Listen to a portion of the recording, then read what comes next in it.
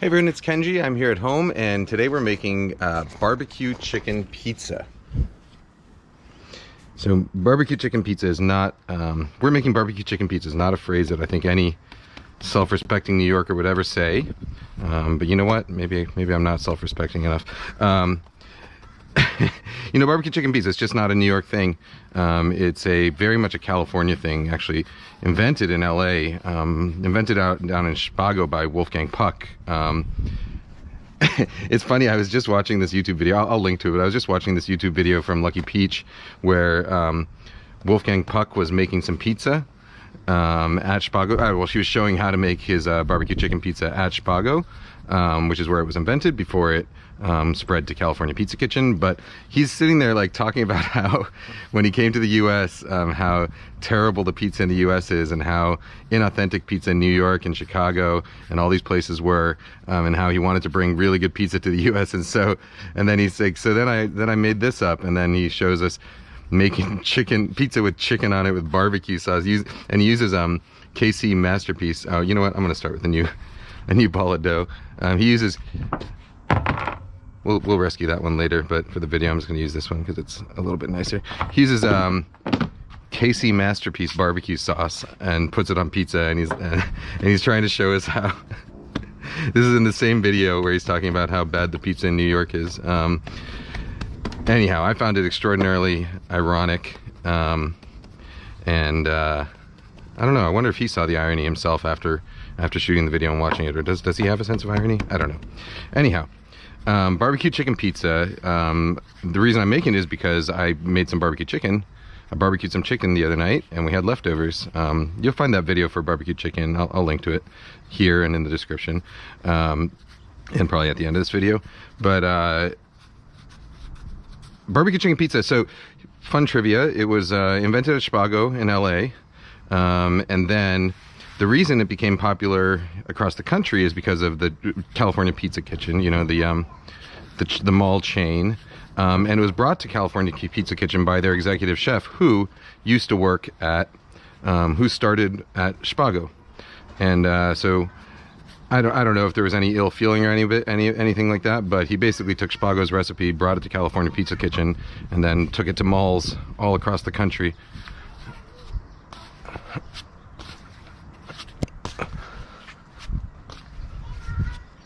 All right. So this dough, by the way, just a sort of standard pizza dough. This is all-purpose flour. I would have used bread flour, but I didn't have any today, so I used all-purpose flour. I started with 500 grams of all-purpose flour, added 330 grams of water, warm water in which I dissolved 5 grams of yeast and 15 grams of salt. So that's 66% hydration, 3% yeast. 1% yeast, 3% salt. And then I also added 1% of dough enhancer. And this is a same-day dough, which is why I dissolved the yeast in the warm water first before adding it to the flour. If it was an overnight dough or a multi-day dough, I would just add the yeast directly to the flour, and then use cold water instead of warm. But on a same-day dough, warm water, dissolve the yeast, and it goes. All right, so I'm gonna put this on.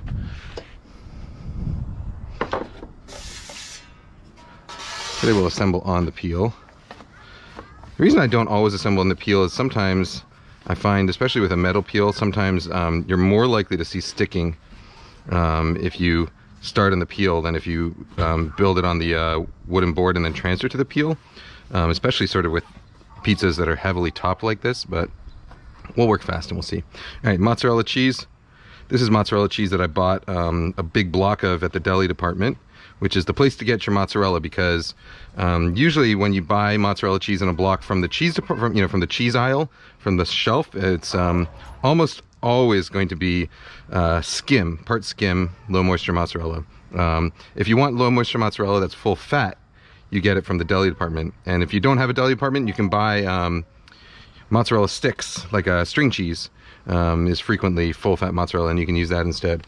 And then this is that leftover chicken that I've just kind of shredded up by hand.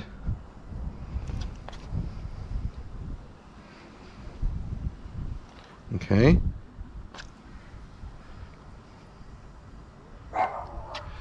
Not too much. Okay, and then this is homemade barbecue sauce. Although, if you want, you can use KC Masterpiece. No, you can honestly use whatever store-bought sauce you like, or you can use homemade. Which in the barbecue chicken recipe, there is a link to the homemade sauce, to my recipe. You know, this is a Kansas City style sauce. You know, I don't like to use a ton of sauce because I find it kind of overwhelmingly sweet and sort of ketchup-y. You know, I know, like, if you get it at, like, I don't know, if you get this at, like, Domino's, they slather sauce all over the bottom of the crust before they put the cheese on, and I just find that kind of sickly sweet and unbearable. So I drizzle it on, and if you want more, you can always dip it at the end, and then some kind of vegetable goes on. You don't have to do a vegetable if you don't want to. I just happen to have corn, because we were at the fresh corn from the farmer's market. If I had some, actually the pizza I baked earlier today, I baked another one of these earlier, and I had to, here's the one I did earlier. I forgot to turn on the camera, which is why you didn't see, which is why I'm doing this over again. But on this one I had these Serrano chilies that, well, I like having some kind of heat on here, but I don't have any more left. I'm going to put on, just for the fun of it, some of this. This is guanciale, so cured pork jowl. This is like what you would use to make carbonara. It's going to go on top so that it crisps up. You could use bacon if you want. You could use nothing.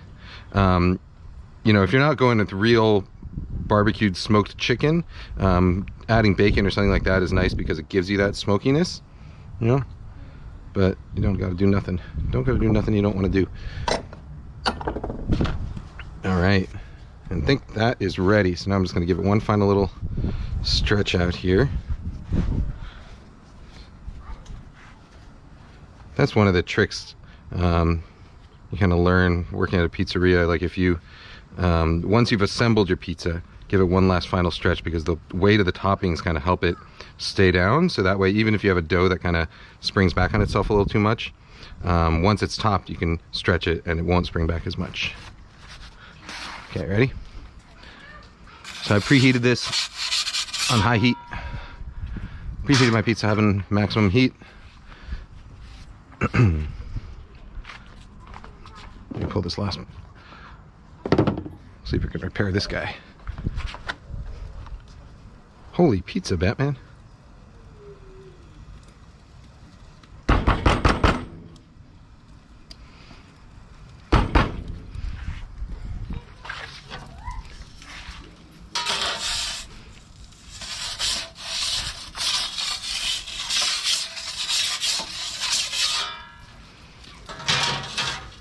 Oh yeah, you see that? Guanciale crisping up in there.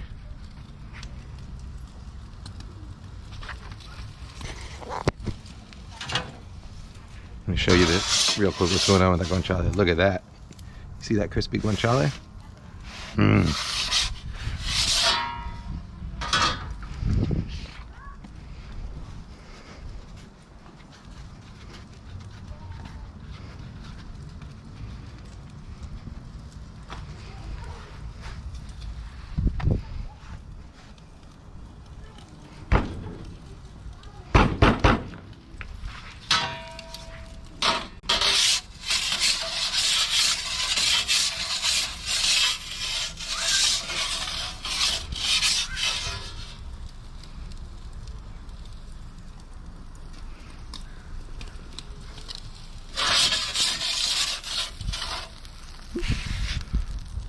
A little bit of fire on there, that's okay.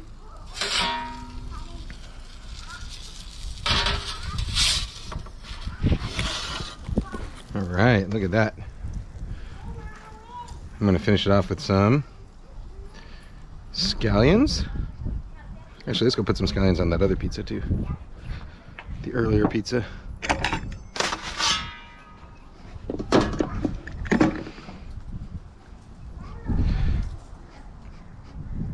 Oh, the other thing that I put on the first pizza that I didn't put on the second one is some shallots, which are not the normal thing you'd put on a barbecue chicken pizza. Normally it would be red onions. That's sort of like the real classic. But I didn't have any red onions, so I used shallots.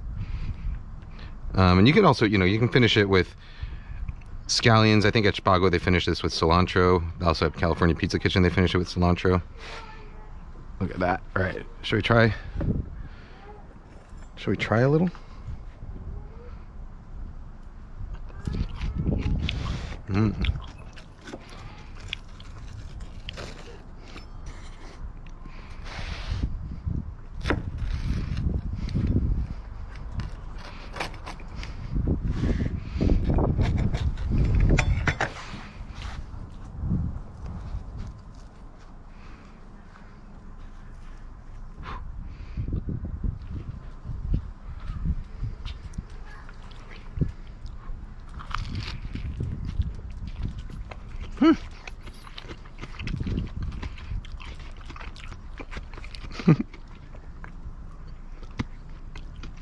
I'm not really a barbecue chicken pizza guy, but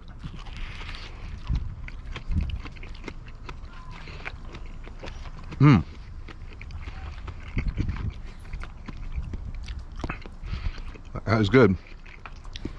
I don't know if I have to turn in my New York street cred cards for admitting that I like this, but I do. Here, Shabu, sit.